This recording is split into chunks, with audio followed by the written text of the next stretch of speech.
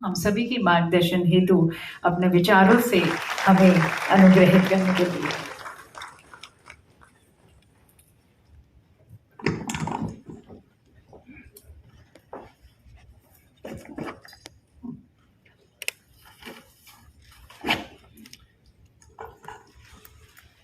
आज के छठे राष्ट्रीय खान और खनिज सम्मेलन में मंच पर उपस्थित मेरे मित्र और देश के संसदीय कार्य मंत्री, खान खनिज मंत्री और कोयला विभाग के मंत्री श्रीमान प्रहलाद जोशी जी, भारतीय जनता पार्टी के महाराष्ट्र के दिग्गज नेता और इस विभाग के राज्य मंत्री श्रीमान राव साहेब दानवे पाटिल जी, श्री आलोक टंडन जी, श्री संजय लोहिया जी, यहाँ उपस्थित अलग अलग राज्यों के इस विभाग के मंत्रीगण, सचिवगण और आज के सम्मेलन के सभी प्रतिभागी भाइयों और बहनों, आप लोगों को मिलकर सात अर्थ में हर्ष और आनंद की अनुभूति होती है। आज आजादी के अमृत महोत्सव के इस वर्ष में इस छठे राष्ट्रीय खान और खनिज सम्मेलन में खान और खनिज क्षेत्र के 8 साल की यात्रा में जो बदलाव किए गए, जो परिवर्तन किए गए और बदलाव और परिवर्तन के आधार पर जो परिणाम आए हैं, इसकी आज पूरे दिन आप लोगों ने चर्चा की है। हम सभी जानते हैं कि देश के आर्थिक विकास के अंदर खान खनिज क्षेत्र का, कोयला क्षेत्र का बहुत बड़ा योगदान है। किसी भी देश की विकास की कल्पना इसके माइंस और मिनरल की सटीक नीति के अलावे हो ही नहीं सकती और इसीलिए 2014 में जब से मोदी जी प्रधानमंत्री बने तब से लेकर आज तक इस क्षेत्र को हमेशा मोदी जी ने प्रायोरिटी का क्षेत्र माना है और हमने सरकारें नाते इस क्षेत्र के अंदर से पारदर्शिता लाने का काम किया है, ढेर सारे हर्डल दूर करने का काम किया है। इस क्षेत्र को निजी क्षेत्र में के लिए कई तरह से, कई डायमेंशन से खोलने का काम भी किया है। इस क्षेत्र के साथ हमेशा पर्यावरण की चिंताएं जुड़ी रहती है। हमने नीति बनाते वक्त इसका भी ढंग से ध्यान रखने का काम किया है और जमीन के अंदर से जो खान और खनिज निकालते हैं, अगर उसका मल्टी डायमेंशनल उपयोग नहीं होता है, देश की औद्योगिक गतिविधि को बढ़ाने के लिए इसका उपयोग नहीं होता है, देश के निर्यात को बढ़ाने के लिए इसका उपयोग नहीं होता है, देश का स्थान दुनिया की इकोनॉमी में अग्रिम स्तर पर सुनिश्चित करने के लिए अगर उपयोग नहीं होता है तो ये किसी निजी फायदे के लिए कई गई एक्टिविटी है। परंतु नरेंद्र मोदी सरकार ने नीतियों का निर्धारण इस तरह से किया है कि सारी गतिविधि, ये सारे सुधार, ये सारे रिफॉर्म्स और जो बदलाव लाए गए, उसका एकमात्र उद्देश्य था खान खनिज क्षेत्र में, कोयला के क्षेत्र में भारत आत्मनिर्भर बने और हमारे अर्थतंत्र का मजबूत खंभा एक क्षेत्र बनकर रहे। और आज मुझे इस बात का बहुत आनंद है कि प्रहलाद जोशी के नेतृत्व में आज खान खनिज और कोयला विभाग ने एक काम बखूबी कर दिखाया है, बहुत अच्छे तरीके से किया है। हम सब जानते हैं 2014 में ढेर सारे कोर्ट केसेस हुए थे, कहीं केग ने सवाल उठाए थे, कहीं सीवीसी ने सवाल उठाए थे, कहीं सुप्रीम कोर्ट ने ऑर्डर करने पड़े, ढेर सारी अलॉटमेंट्स रद्द करनी पड़ी, जो पहले आएगा वो पहले पाएगा। मैं तो आज भी नहीं समझ सकता ऐसी नीति कैसे हो सकती है। रात को मंत्री जी कान में कह देंगे भैया कल सुबह पहले आ जाना तुझे मिल जाएगा। ये देश की संपत्ति है, इसको पारदर्शी तरीके से देश को सबसे ज्यादा संसाधन मिले, देश के अर्थतंत्र को सबसे ज्यादा गति देने के लिए उपयोग हो, इस प्रकार से इसकी नीलामी होनी चाहिए। सिर्फ रेवेन्यू नहीं, इसके उपयोग का उद्देश्य भी देखना चाहिए। सिर्फ रेवेन्यू नहीं, इससे छोटे और मझले व्यापारियों को, उद्योगपतियों को बड़ा बनने का, इनकी कंपनी की साइज और स्केल बढ़ाने का भी मौका मिलना चाहिए। तभी तो जाकर स्पर्धा होगी, और स्पर्धा होगी तभी तो परिणाम मिलेंगे। ये सभी चीजों को समाहित करते हुए मोदी जी के नेतृत्व में बहुत बड़ा बदलाव इस क्षेत्र के अंदर हुआ और इसके बहुत अच्छे नतीजे मिले हैं। मित्रों, एक अनुमान के आधार पर जो कुछ पंडितों ने लगाए अर्थशास्त्र के, माइनिंग क्षेत्र में 1% की वृद्धि होती है तो हमारे इंडस्ट्रियल प्रोडक्शन में लगभग 2.25% की वृद्धि होती है। इसका साफ मतलब है माइनिंग एक्टिविटी के अंदर 1% की वृद्धि, इंडस्ट्रियल प्रोडक्शन में 2.25% की वृद्धि करने वाला क्षेत्र है वो प्रायोरिटी का क्षेत्र होना चाहिए। इसीलिए मोदी जी ने हमारे सक्षम से सक्षम साथी प्रहलाद भाई को इस मंत्रालय का नेतृत्व सौंपा है। 130 करोड़ की आबादी वाला देश, रोजगारी का हमारे लिए ढेर सारा महत्व है मित्रों। और मैं आपको एक बात कहना चाहता हूं, ये एक ऐसा क्षेत्र है जिसमें एक प्रत्यक्ष नौकरी देते हैं परंतु 10 प्रत्यक्ष अप्रत्यक्ष नौकरियां जनरेट करता है। एक व्यक्ति को माइनिंग क्षेत्र के अंदर प्रत्यक्ष नौकरी देते हैं तो ट्रांसपोर्टेशन से लेकर ढेर सारी चीजों में, और जब इसका उपयोग अंततोगत्वा होकर देश के बाहर निर्यात होता है तब तक 10 अप्रत्यक्ष नौकरियों का सर्जन करता है। तो ये एविएशन और टूरिज्म के बाद सबसे ज्यादा रोजगारी सृजन करने वाला कोई क्षेत्र है तो माइनिंग क्षेत्र है। और इसलिए इस क्षेत्र के अंदर ढेर सारे सुधार करने का निर्णय मोदी जी ने 2014 में ही लिया, और मुझे कहते हुए आनंद है कि 8 साल में ढेर सारे सुधार किए भी गए हैं। आज बहुत सारे लोगों के यहाँ अलग अलग प्रकार के पुरस्कार भी मिलने वाले हैं। राष्ट्रीय खनिज पुरस्कार भी यहां दिया जाएगा। MTS के 3 मॉड्यूल का भी प्रारंभ होने वाला है। यहां पर जिला खनिज फाउंडेशन न्यास का जो जिले अच्छा प्रदर्शन करे इनका भी एक्नॉलेजमेंट किया जाएगा। एक बहुत अच्छी प्रदर्शनी बार में देख कर आया, बहुत अच्छी प्रदर्शनी लगाई गई है। और ये भी जरूरी है कि जो काम करते हैं उसका एक्नॉलेजमेंट सरकार की ओर से होता है तो दूसरों को काम करने की प्रेरणा भी मिलती है, और जिन्होंने अच्छा काम किया उसकी हौसला अफजाई भी होती है। तो आज जिन लोगों को अवार्ड मिलने वाले हैं मैं उन सबको एडवांस में बहुत बहुत बधाई देना चाहता हूं, क्योंकि अवार्ड देने का काम मेरे भाषण के बाद में रखा है।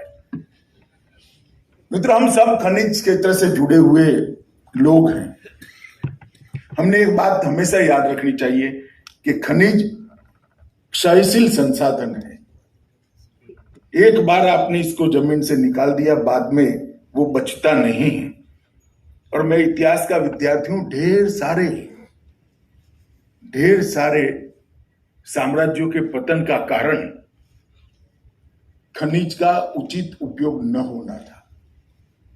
रोमन साम्राज्य के पतन के अनेक कारण थे, परंतु मुख्य कारण जो इतिहास के विद्यार्थी ढूंढ कर निकाले हैं वो ये है कि इनके खनिज संसाधन क्षीण हो गए थे। जितना भी लोहा इतने बड़े रोमन साम्राज्य में था, उन्होंने 100 साल पहले इसको बाहर निकाल दिया था। उसके बाद में धीरे धीरे वीरान, उजाड़ और परित्यक्त नगर में रोमन साम्राज्य बदलता गया। इलियट झील को भी हम कनाडा की जानते ही हैं, मैं इसके बारे में ज्यादा कहना नहीं चाहता, परंतु हमने भी इसके प्रति जागरूकता रखनी पड़ेगी। इसके प्रति जागरूकता रखते हुए हमने विकास में खनिज का संतुलित उपयोग करना पड़ेगा। मैं नहीं कहता कि खनिज कम स्पीड से निकालो, अरे भाई जितना दम है उतना निकालो, कोई रोकने वाला नहीं है, सरकार पीठ थपथपाएगी, परंतु इसका उपयोग का अंतिम चेन देश के अंदर निर्मित करना चाहिए। खनिज का कच्चा माल ही एक्सपोर्ट करने से देश को कोई फायदा नहीं होगा। इसका उपयोग यहीं पर होना चाहिए। इसका उपयोग करने वाली सारी की सारी औद्योगिक इकाइयां यहीं पर लगनी चाहिए, और दुनिया भर में जो अंतिम प्रोडक्ट जाता है वो अंतिम प्रोडक्ट यहां से बनकर दुनिया के बाजार में जाना चाहिए। और आप चिंता मत करें, इसके लिए पूरा इंफ्रास्ट्रक्चर मोदी जी के नेतृत्व में भारत सरकार ने तैयार किया है। मैं आपको यही कहने आया हूं कि आपका काम खनन करना सिर्फ नहीं है, आपको भी बड़ा बनना है, देश को भी बड़ा बनाना है, आगे की चेन को भी आप आगे लेते जाइए। ये खनिज का उपयोग कौन करता है, वो हम करने की दिशा में आगे बढ़े, और अंतिम प्रोडक्ट तक की पूरी प्रोडक्शन चेन भारत के अंदर ही बने और भारत से समग्र विश्व में जाने के लिए एक रास्ता। खनिज के उत्खनन को कम करने की जरूरत नहीं है, खनिज के उत्खनन को बढ़ाने के साथ साथ इसके उपयोग को मल्टी डायमेंशनल बनाने की जरूरत है। इसके उपयोग की ऑप्टिमम कॉस्ट इस देश के खजाने में लाने की जरूरत है, और वो करने का काम आपका है। सरकार ने ढेर सारी सुविधाएं इसके लिए की। मैं कोयले का ही हिसाब बात करना चाहता हूं। ढेर सारा कोयला होने के बावजूद भी दुनिया के सबसे बड़े कोल इंपोर्टर में से एक हम हुआ करते थे। मैं आज बहुत फक्र के साथ कह सकता हूं, मेरे मित्र प्रहलाद जोशी के नेतृत्व में कोयले की आयात को हम कम से कम करने में सफल रहे हैं, और कोयले के खर्च को, कोयले के व्यय को बढ़ाने में ऑप्टिमम लेवल पर हम पहुंचे हैं। बहुत अच्छा साइन है देश की इकोनॉमी के लिए। कोयला क्षेत्र कुछ समय के पहले कैप्टिव और नॉन कैप्टिव की जाल में उलझा हुआ था, हमने उसको सरल कर दिया। खनन क्षेत्र के उद्योगों को कंपटीशन से बाहर रखा गया था, हमने नीतियां ऐसी बनाई जिससे अब इसमें कंपटीशन का तत्व आया है। अलॉटमेंट को पारदर्शी करने का काम हमने किया है। कोल सेक्टर के अंदर और खनन सेक्टर के अंदर भारी इन्वेस्टमेंट भी आया है। इसकी एफिशिएंसी को बढ़ाने के लिए अभी जैसे इन्होंने कहा कि हमने इसको रॉयल्टी कम कर इसको जोड़ने के लिए भी कहा। साथ साथ खनन 80% से कम कैपेसिटी पर आप चला नहीं सकते, मर्यादा भी आप पर डालें। आपको मर्यादा शायद लगती होगी, परंतु इससे फायदा तो अंततोगत आपका है। इतने ही खर्चे में अगर 80% से ज्यादा खनन आप करते हो तो अपनी कंपनी का ही फायदा है। और ये सारी चीजों को नीतियों के तहत हमने बदला है, और नीतियों के तहत पावर प्लांट की जगह बदलकर ट्रांसमिशन के लिए बहुत सारी सुविधा खड़ी करने का काम भी भारतीय जनता पार्टी की नरेंद्र मोदी सरकार ने किया है। मित्रों, जिस कॉल लिंकेज की बात कोई सोच नहीं सकता था, इसको हमने कर दिखाया है। और टेक्नोलॉजी के लिए कॉल सेक्टर को ढेर सारे नए नए आयामों में खोलने का काम भी हमने किया है। खनन और खनिज सेक्टर के बिना आत्मनिर्भर भारत संभव नहीं है। भारत को अगर आत्मनिर्भर बनाना है तो कोयला और खनन क्षेत्र के सुधार और कोयला और खनन क्षेत्र की आत्मनिर्भरता इसकी बेसिक कंडीशन है। और वो अगर हम अच्छे से करते हैं तो आत्मनिर्भरता के कई सीढ़ियां हम एक साथ चढ़कर आगे बढ़ते हैं। मित्रों, हमने माइनिंग क्षेत्र में 8 साल में बहुत सारे परिवर्तन कहे हैं। जैसे 2015 में पहले आओ पहले पाओ की जो नीति थी, इसकी जगह हमने कॉल ब्लॉक आवंटन के लिए नीलामी की व्यवस्था की। दशकों से जो भ्रष्टाचार इस क्षेत्र के अंदर अपनी जड़ें गहरी कर चुका था, उसको मूल समेत उखाड़ने का काम नरेंद्र मोदी सरकार ने किया है। मित्रों, भ्रष्टाचार को मूल समेत 15 से बीच में नीलामी की 10 श्रृंखलाएं आयोजित की गई। 35 कॉल ब्लॉक को सफलता के साथ नीलाम किया गया। कुल 85 ब्लॉक्स आवंटित किए गए थे, जिसकी उत्पादन क्षमता 440 मिलियन टन थी। कॉमर्शियल माइनिंग को लॉन्च किया गया। 2020 जून में प्रधानमंत्री जी ने कॉमर्शियल कोल माइनिंग की लॉन्चिंग की और एक नए युग की शुरुआत करने की सौभाग्य प्रधानमंत्री और प्रहलाद जोशी की जोड़ी को मिला। कोल सेक्टर के अंदर 100% एफडीआई की परमिशन दी। रेवेन्यू शेयर में जल्द खनन करने पर, जैसे प्रहलाद भाई ने बताया, 50% का फायदा देने का भी काम किया। और मैं मानता हूं कि कोल गैसिफिकेशन, परित्यक्त खदानों को फिर से पुनर्जीवित करना, पीएसयू से अनयूटिलाइज ब्लॉकों को सरेंडर कराना और वो प्राइवेट कंपनियों के लिए खोलना, ढेर सारे बदलाव, नीतिगत बदलाव भारतीय जनता पार्टी के मोदी सरकार ने किया है। प्रहलाद भाई ने जो आंकड़ा दिया ऐसे ही नहीं हुआ है। इतने कम समय के अंदर 2013-14 में जो 566 मिलियन टन कोयले का उत्पादन था, वो 2021-22 में 777 मिलियन टन तक पहुंचा और ऑप्टेक 572 मिलियन टन था, वो 818 मिलियन टन तक पहुंचा है। वो बताता है कि ढेर सारे नीतिगत बदलाव यहाँ पर हुए, इसके परिणाम भी मिले। एक ऐसा क्षेत्र है जिसमें रिफॉर्म होने के 5 साल बाद रिजल्ट मिलना शुरू होता है, मगर यहां पर हम देख रहे हैं कि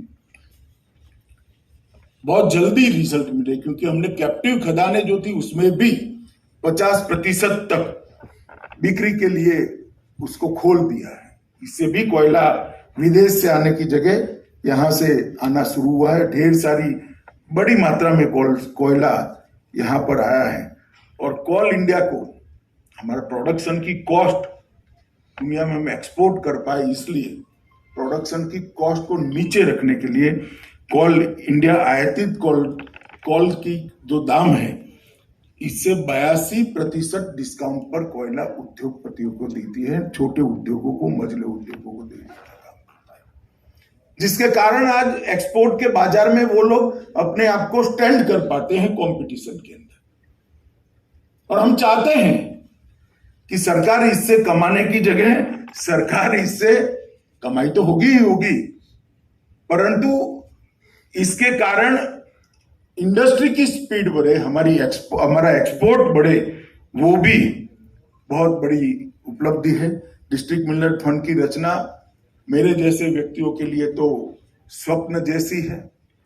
हमने ढेर सारे क्षेत्र को, मेरे जीवन में विद्यार्थी काल में मैं बहुत सारे झारखंड बिहार के क्षेत्र में विद्यार्थी परिषद का काम करने के लिए जाता था। मैंने उजड़े हुए गांवों को, उजड़े हुए घरों को, उजड़े हुए लोगों को देखा है सर। डिस्ट्रिक्ट मिनरल फंड की कल्पना से आज वो क्षेत्र संभले हैं, उनको संभलने का मौका मिला है और 22 तक डीएमएफ के माध्यम से 63,800 से ज्यादा, 63,800 करोड़ से ज्यादा रुपया आज वो खदान के क्षेत्र में रहने वाले ट्राइबल भाइयों बहनों के, वन में रहने वाले ट्राइबल भाइयों बहनों के कल्याण के लिए खर्च हुआ है। वो उनका हिस्सा है, उनका अधिकार है। वो अधिकार देने का काम भारतीय जनता पार्टी की सरकार ने किया। मित्रों, महात्मा गांधी का एक बहुत मशहूर कोट है, धरती के पास सब लोगों की आवश्यकताओं को पूरा करने के लिए पर्याप्त संसाधन है, लेकिन एक व्यक्ति की लालच पूरा करने के लिए पूरी धरती कम पड़ जाएगी। अगर जरूरियात पूरी करनी है तो पूरी दुनिया की जरूरियात इस धरती पूरा कर सकती है, मगर लालच तो एक व्यक्ति का भी पूरे नहीं कर सकते। हमने पर्यावरण का भी ध्यान रखना पड़ेगा, इसमें भी मोदी सरकार ने ढेर सारा काम करा है। मित्रों, खान और खनिज क्षेत्र के साथ साथ नरेंद्र मोदी सरकार ने पूरा इसका इकोसिस्टम बनाया है। खदान से खनिज निकालोगे, खदान से कोयला निकालोगे, मार्केट नहीं है, क्या करोगे? रॉ मटेरियल एक्सपोर्ट नहीं करने देंगे। इसलिए पीएलआई योजना के तहत 14 सेक्टर सिलेक्ट किए गए जहां से मैन्युफैक्चरिंग हब भारत बन जाए, और वो 14 क्षेत्रों में पीएलआई के माध्यम से लगभग 2.34 लाख करोड़ के इन्वेस्टमेंट की संभावनाओं को तराशा गया और उसको जमीन पर उतारने का काम ये भारतीय जनता पार्टी की मोदी सरकार ने किया। और मैं मानता हूं कि ऐसी इकोसिस्टम बनी है जो आपके बिजनेस को भी बढ़ावा देने वाली। देश के अर्थतंत्र की बास्केट जितनी बड़ी होगी, हर क्षेत्र को इससे फायदा मिलने वाला है। मोबाइल और इलेक्ट्रॉनिक मैन्युफैक्चरिंग के लिए, मेडिकल डिवाइसेस के लिए, ऑटोमोबाइल और ऑटो कंपोनेंट के लिए, ड्रग और फार्मा के लिए, स्पेशल स्टील के लिए, टेलीकॉम एंड नेटवर्किंग प्रोडक्ट्स के लिए, इलेक्ट्रॉनिक्स के लिए, व्हाइट गुड्स के लिए, फूड प्रोडक्ट के लिए, टेक्सटाइल प्रोडक्ट्स के लिए, एडवांस केमिस्ट्री सेल के लिए, ड्रोन के लिए, ढेर सारी पीएलआई की योजनाएं भारत सरकार लेकर आई है और ढेर सारी नीतियों को भी बनाने का काम किया। और इन नीतियों और भारत को उद्योग का, उत्पादन का हब बनाने की जो नीति है, इन दोनों के सामंजस्य से आज हमारा देश कोरोना काल के बाद भी दुनिया भर के देश मंदी का सामना कर रहे हैं। हमारे यहाँ मंदी है, महंगाई भी है, मगर दुनिया की कंपैरिजन में अगर देखें तो बहुत बचे हुए। इसका कारण ये नीति निर्धारण जो नरेंद्र मोदी जी ने किया है। हमने नई ड्रोन नीति बनाई, नई स्वास्थ्य नीति बनाई, कॉमर्शियल कोल माइनिंग की नीति बनाई, नेशनल पॉलिसी ऑन इलेक्ट्रॉनिक्स बनाई, मेक इन इंडिया की पॉलिसी लेकर आए, स्किल इंडिया की पॉलिसी लेकर आए जिसने मैन पावर पूरा किया, डिजिटल इंडिया के माध्यम से हर गांव तक कनेक्टिविटी को पहुंचाने का काम किया, उड़ान के माध्यम से एविएशन सेक्टर को आगे बढ़ाने का काम किया, आत्मनिर्भर भारत और वोकल फॉर लोकल के माध्यम से मैन्युफैक्चरिंग हब बनाने का प्रयास किया, ग्रीन इंडिया मिशन के माध्यम से इसके साथ साथ पर्यावरण की इको सिस्टम का भी संरक्षण करने का काम किया। जीएसटी, आज पूरी दुनिया आश्चर्यचकित होकर देख रही, इतने बड़े विविधता वाले देश में जीएसटी ऐसे कैसे सरलता से लागू हो गए, और इस सबका बहुत बड़ा फर्क पड़ा है। आज भारत में बेबाक तरीके से कह सकता हूं, भारत दुनिया में सबसे तेजी से बढ़ने वाली अर्थव्यवस्था है। 2022 में 8.2% की दर के साथ हम दुनिया में सबसे स्पीड से ग्रोथ करने वाले देश बनकर अब तक का सबसे अधिक जीएसटी संग्रह। राहुल बाबा मुझे हर रोज याद आते हैं, जितनी बार जीएसटी का नाम सुनता हूँ। गब्बर सिंह टैक्स करते थे, वो गब्बर सिंह को मालूम नहीं है जीएसटी का कलेक्शन 1.62 लाख करोड़ को पार कर गया है। और इतनी स्मूथ, अच्छा बिजनेस करने वालों के लिए इतना स्मूथ एटमॉस्फियर यहां पर हुआ है। निर्यात, रिकॉर्ड निर्यात आजादी में अब तक कभी भी निर्यात नहीं हुआ इतना। 2022 में 421 बिलियन डॉलर का निर्यात हमने किया है, और उसमें 254 बिलियन डॉलर सेवा का निर्यात है। ये भारत के आकांक्षी युवाओं का उद्यम का परिचायक। सबसे ज्यादा एफडीआई 2022 में आजादी के बाद 83 बिलियन डॉलर यहां पर आया है,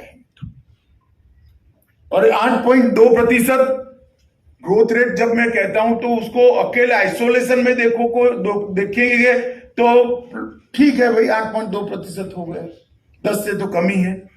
मगर वही कालखंड में यूएसए में 3.7%, जर्मनी का 2.1%, चीन का 4.4% और ब्राजील का 0.8%, और उस वक्त भारत का 8.8%। मैं कंपेरेटिव इसलिए रखता हूं कि हमारे देश में वक्र दृष्टाओं की कमी नहीं है। मैं कहूंगा कि 8.2% है, तो जो वक्र देखने की आदत वाले के भी 10 से तो कम ही है ना। भैया आप जब थे तब क्या था, मैं उनको याद कराना नहीं चाहता। महंगाई को भी हमने दुनिया के कंपैरिजन में बहुत कंट्रोल कर रखा है। हम लंका की घटनाओं को देख रहे हैं, पाकिस्तान, हमारे आसपास के सभी पड़ोसी देश, इवन अमेरिका, जो महंगाई की स्थिति है उसको हम देख रहे हैं। एफडीआई भी बढ़ा है। ईज ऑफ डूइंग बिजनेस में 2014 में 142वें नंबर पर हम तालिका में थे, 63वें नंबर पर है। तो पूरी दुनिया समझ रही है कि भारत के अंदर रिफॉर्म हो रहे हैं। ईज ऑफ डूइंग बिजनेस में भारत आगे बढ़ रहा है। मोदी जी ने स्टार्टअप की शुरुआत की। 2014 में रैंकिंग थी ही नहीं, स्टार्टअप थे ही नहीं, यूनिकॉर्न स्टार्टअप नहीं थे। आज भारत में 100 से ज्यादा यूनिकॉर्न स्टार्टअप है। ये भारत के युवाओं की जो क्षमताएं है इसका परिचायक है। और ग्लोबल कॉम्पिटिटिव इंडेक्स के अंदर हम 71वें स्थान पर थे, वहां से 43वें स्थान पर आए। मित्रों, मैं इतना ही बताना चाहता हूं कि सेक्टर के अंदर भी जो लोग आज इस रिफॉर्म का फायदा उठा रहे हैं, उन्होंने अपनी कंपनी की सिर्फ साइज नहीं बदलनी है। आपको लगेगा कि अमित भाई क्या कह रहे, साइज नहीं बदलनी, क्या हमें वृद्धि नहीं बदलनी? अरे साइज बदलने में मत पड़िए, साइज बदलने का जमाना गया, स्केल बदलने का जमाना आ गया है और आगे जाने का जमाना आ गया। साइज तो बदलिए ही, साइज के साथ आपकी कंपनी का स्केल भी बदलिए। अपार संभावनाएं मोदी जी ने आपके लिए खोल कर रखी है। मेरी आप सभी को बहुत बहुत शुभकामनाएं हैं। मैं प्रहलाद भाई और राव साहब को दोनों को बहुत बहुत हृदय से शुभकामनाएं देता हूं, क्योंकि जो परिश्रम उन्होंने किया है 3 साल में मैंने देखा है। पेन लेकर इतने जिद्दी प्रकार के सेक्टर के अंदर ऐसे रिफॉर्म करना और रिफॉर्म को जमीन पर उतारना, ये बहुत पेनफुल जॉब है। मैं जानता हूं।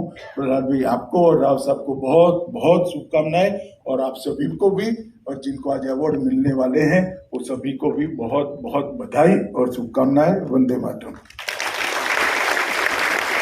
बहुत बहुत धन्यवाद माननीय मंत्री जी। बदलते हुए भारत की तस्वीर हम